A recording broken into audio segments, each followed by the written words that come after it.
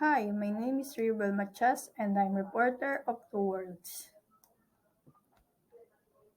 Two Worlds is characterized as developed world and developing world that are vastly different in terms of geography, standards of living, and economic, social, and political structure.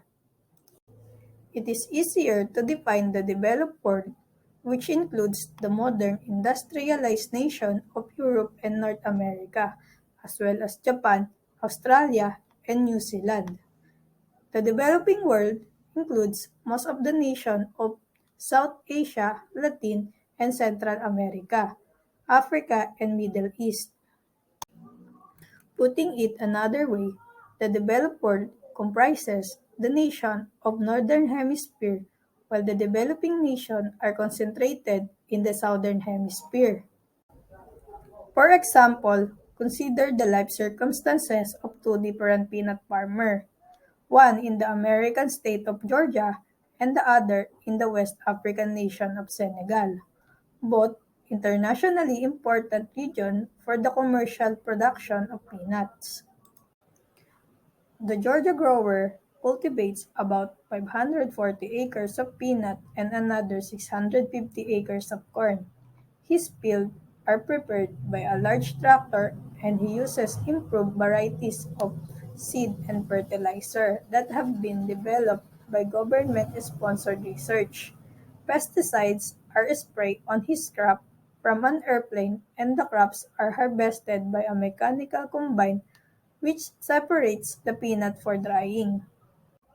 The price he gets are maintained well above the world market price by government price support. The government also restricts import and limits domestic acreage, all of which protect him from rapid price fluctuation. Research, mechanization, government support, and hard work enable him to net as much as $100,000 in good years, and his family lives in comfort, enjoying the wide variety of basic and luxury goods and services available to relatively affluent Americans. The Senegal farmer, his crop was hand-planted and picked, but he has recently begun to mechanize. Fertilizer and pesticides are either too expensive or unavailable. Storage facilities are rudimentary and there are losses because of insects and blight. Senegalese growers sell his crop to a government corporation at well below the world market price. The corporation resell it to the world market at a higher price. His net income is about $400 per year. By contrast, the field worker on Georgia farm, who are poor by American standards, earn $100 per week when they work. In addition to the peanut crop, which he sells, the African farmer also grows food for his family, mainly millet, that is made into gruel. His village has no electricity and is likely to have no school or health clinic. His wife draws water from a well near the village. One-fifth of the children born in the village do not survive to adulthood. Let us look at the Venn diagram of Georgia and Senegal farmer. In Georgia, it is supported by the government. The Georgia farmer is represented in Washington by the member of Congress who is responsive to his need to maintain price supports, while in Senegal, it has little or no political influence. The government is controlled by a minority of urban dwellers and is responsive primarily to their interests and needs. The similarity of Georgia and Senegal is both internationally important regions for the commercial production of peanuts.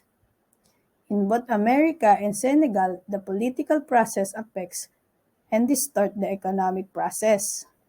The developing nations are also called third world countries, which describe a historical sequence of development and modernization that began in Northern Europe and America, which is the first world, continued in Southern and Eastern Europe, The second world and continues today in the rest of the world is the third world.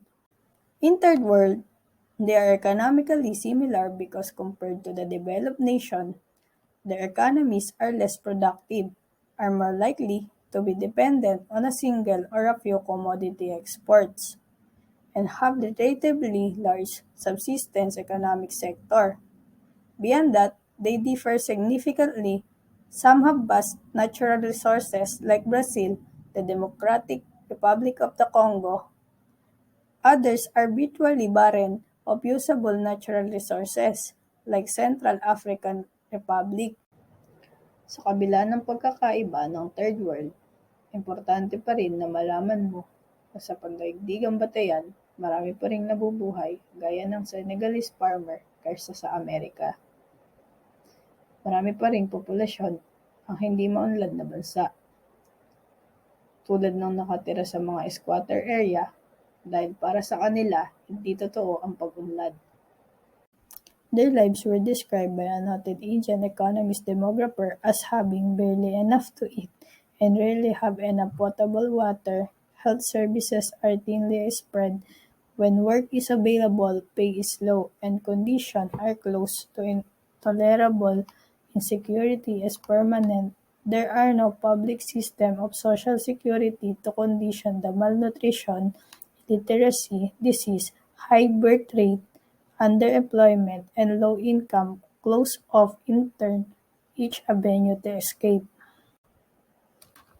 The peoples of the world are no longer content if they ever want to live in a quiet desperation. A passion for a bread and freedom have swept over the world, even in the poorest developing nation. People are aware that abject misery is no longer the lot of the people.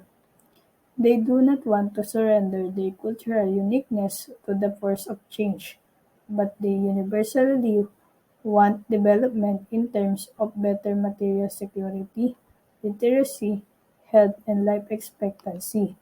They want freedom, self-determination, and a better life, and they have come to believe that it is possible.